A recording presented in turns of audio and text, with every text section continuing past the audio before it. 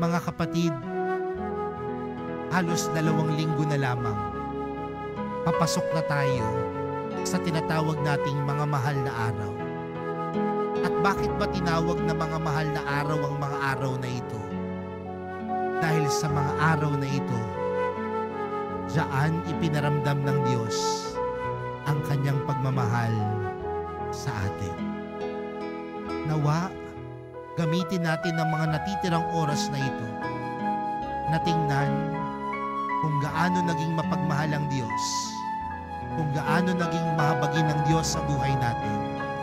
At kung makita natin ito sa buhay natin, nawa, piliin din natin si Jesus.